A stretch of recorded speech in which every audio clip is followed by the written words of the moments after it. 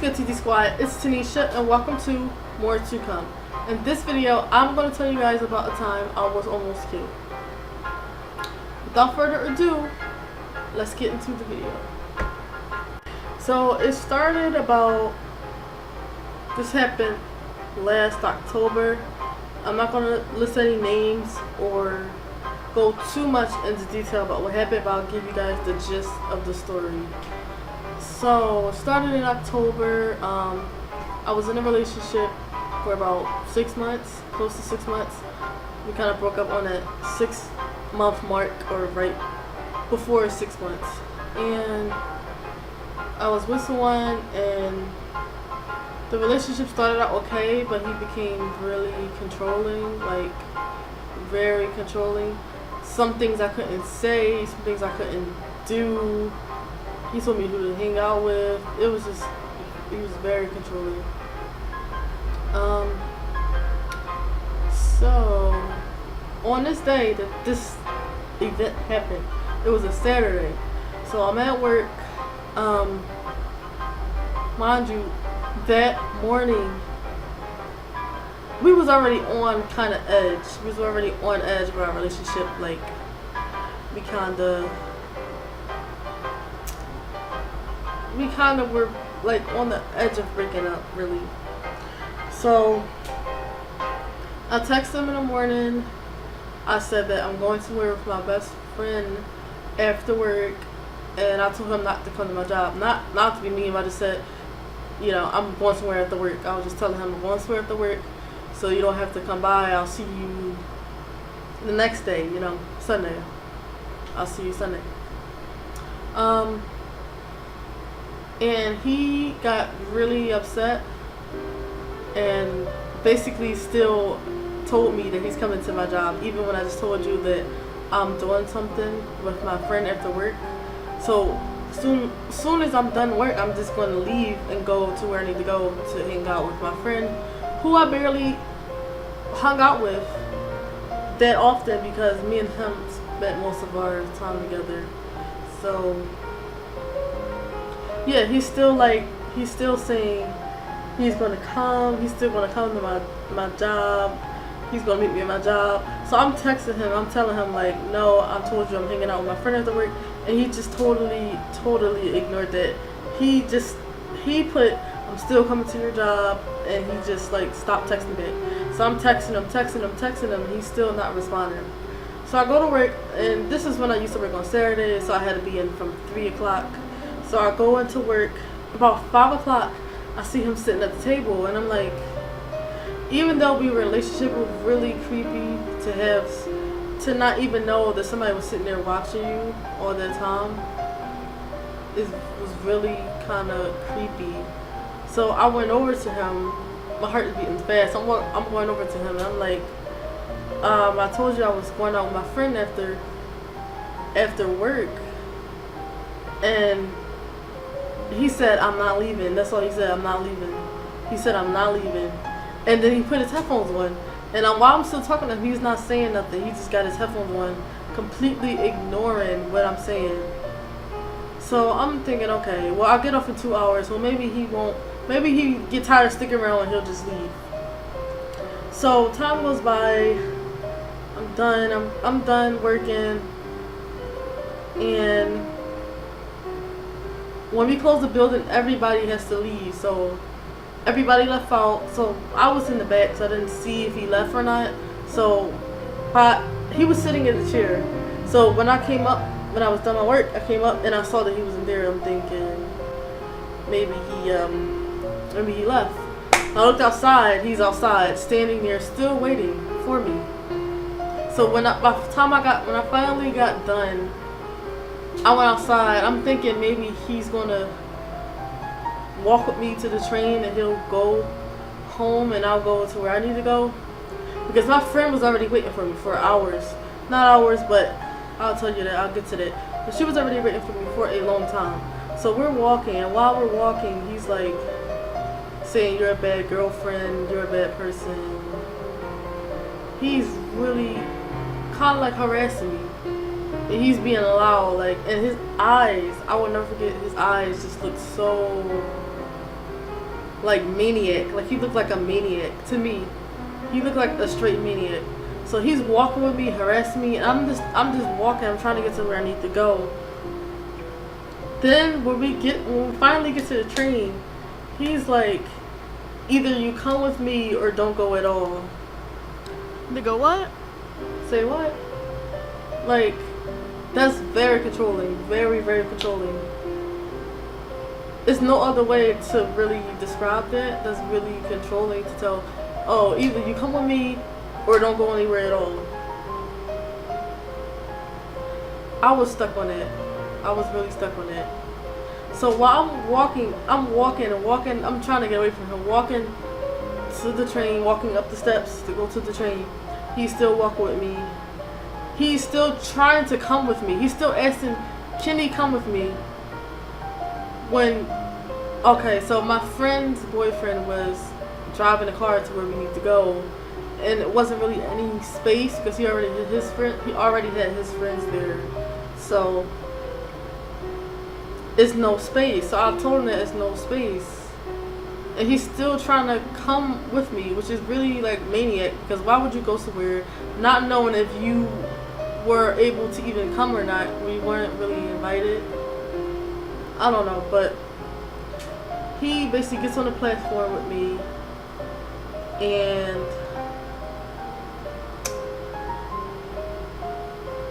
he's still like harassing me. He's still harassing me. He won't leave me alone. He's following me. I keep saying, get away from me, just get away from me. He's still following me. He's still arguing with me. And it's like that relationship was really stressful. Like, I can't even begin. That's another story time. That itself is another story time, because that relationship was too stressful. The relationship not supposed to be stressful at all, but that one was one of the worst. It was really stressful. I'll tell you guys that in another story time. But he's walking with me. He's following me. He's yelling. I'm telling him just to leave me alone, please, please leave me alone, please. At this point, I'm really like kind of like panicked, and I called my friend. I said, he's following me. He won't leave me alone. I can't get away from him. He won't leave me alone. Like, he will not leave me alone. So I get on the L. You know, I was supposed to get off at 11th Street to meet my friend because she was at 11th Street. He's on the L with me, and he's still like, alright, so while I got on the L, I was still on the phone with my friend, but eventually I lost connection. So once I lost connection, he's like, well, you gotta talk to me now. And on the L, basically, long story short, I broke up with him, and he got mad. So I had this little bag, this little black book bag that I used to always carry on back. So I had that with me, and I had it in my lap, and we're riding on the train. He's standing right here. So we're riding on the train goes, so the train stops at 30th Street. Okay, stops at 30th Street. All of a sudden, I feel my bag come out my hand, and he grabs it, like yanks it. Kind of hurt my arm right here, like the next day. I noticed my arm was hurting right here, because he yanked the bag out my hand and ran off the train with my bag. It's crazy. He's so crazy. My ID, my money, everything was in this bag, except for my phone, because I was on the phone with my friend during the whole ride, but I never put my phone back in my bag, which was a good thing. But so that wasn't in my bag. My phone wasn't in my bag. So he takes my bag, he runs off the train. I run after him, and I asked him to, can you please give me my bag back? And I said, I want to call the police. I want to have police come so you can give me my stuff back. And he sat down with my bag for a while, probably like 1 minute. He sat down with my bag. And then I said, I'm going to call the police. So he gets up and he throws my bag on the train tracks. He throws it on the tracks, and at that point I was really in shock. I was just crying and in shock. I'm like, did this really just happen? And I'm really looking at my bag, like in the middle of the tracks. Immediately after that happened, I told the SEPTA person. I was actually crying to the SEPTA person, which was, he couldn't do anything, but it was somebody from SEPTA. I had to tell somebody. So I told him, and he looked like he didn't know what to do. Because, you know, you walk up to a person, somebody's crying, you walk up to them and you're like, that's crazy. So I went to the SEPTA booth and I told him what happened, and he had to get all the information about which way he was going. So after he threw my bag, he ran off. But I already know that he goes on the other side of the track. So they were trying to find him. They asked what he looked like, what he had on.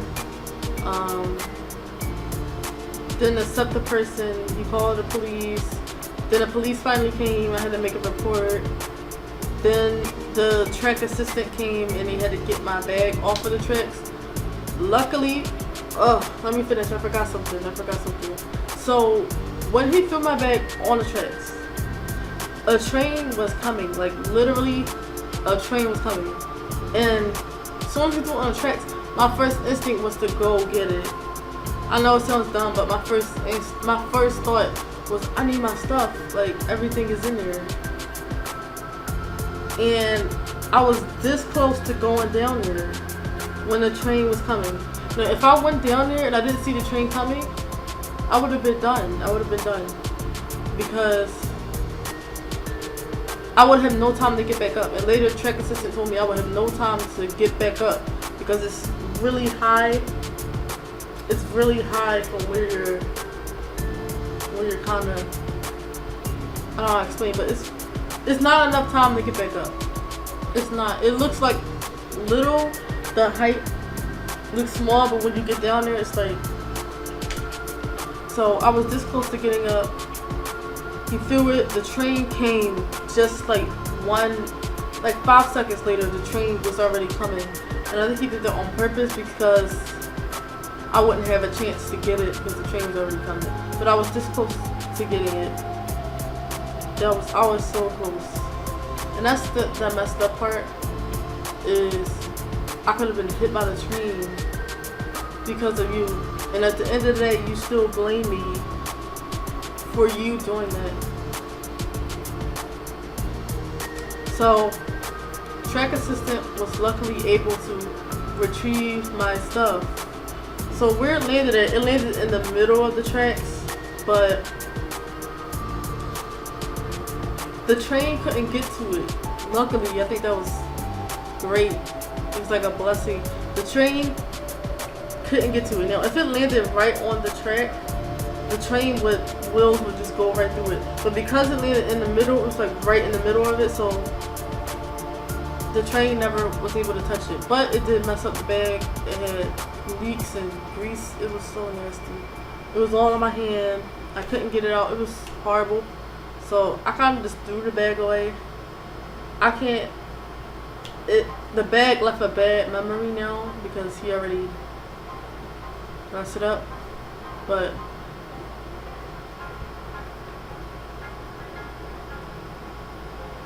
I was able to get it back. And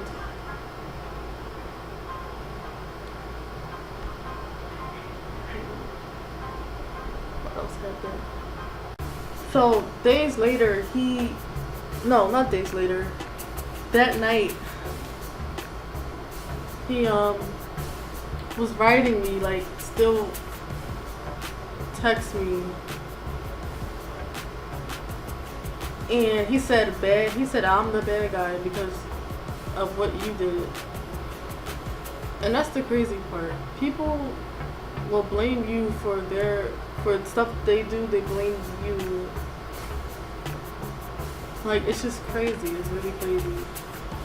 It's really crazy that he even did that to begin with. there's other ways that you deal with your anger, but you don't throw somebody's stuff onto train tracks and then blame them for something you did. That's a really evil thing to do, I think. It's a really evil thing to do. I'm not gonna list his name, I'm not gonna do that, I'm not gonna say his name or any of his information. But that was really scary thing I kinda had to go through, and after that I just kinda didn't know where to go from here. It was a learning experience never to be in a controlling relationship. If somebody's ever controlling you or telling you where to go, what to do, what to wear, where to go, how to act, whatever, don't let them do that, because people will do that. You let them have that advantage, they'll keep doing it. They'll definitely keep doing it. Don't forget anything. Yeah, so eventually I had to get a restraining order because I would just look out my job and see if he's there, and it's not good to do that. Keep looking over my shoulder. I couldn't even catch the train for a while because every time I get to that stop, I'm like thinking, is he somewhere around? But I figure anything.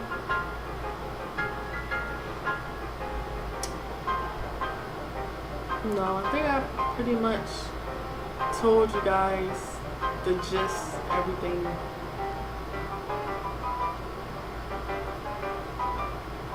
Yeah, so just don't be in a controlling relationship. Just cut all ties. You can do, you're your own person. If you want ice cream, go get ice cream. If you want chocolate cake, get chocolate cake. Don't let anybody say, oh, don't eat chocolate cake. Don't let anyone have that kind of control over you because they want to keep doing it, and it's your life, not their life. You know, it's your life.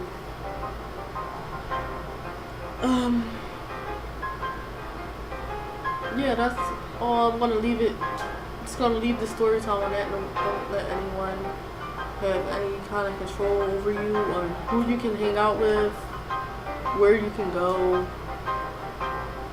who you can call. Don't do that. Don't never let anyone do it, because they'll continue to do that because they feel like they can. Even if you are in a relationship, okay, I understand your relationship, but at the same time, I'm my own person, you're your own person, so you can't tell me where I can't go, or what I can't wear, you know? And that's what he did. He didn't even like, if I said simple words, he would get mad. And again, that's another story time. In a relationship, that's another story time. But I'll just leave it at that note. So that whole thing was just hectic. It was a learning experiment. A learning experience. As you get older, as I get older, I'm gonna learn all types of things. I'm gonna have different experiences. I'm learning, just learn and move on. That's all I can really do. But it's been almost a year since that happened. Almost. It's happened last October. So I'll just leave it on that note. Thank you guys so much for watching this story time. Please give this video a thumbs up and subscribe. Also, be sure to hit that NOTO bell to get our videos right away. Thank you guys so much for watching, and stay tuned for more story times. And I will see you guys in the next video. Bye.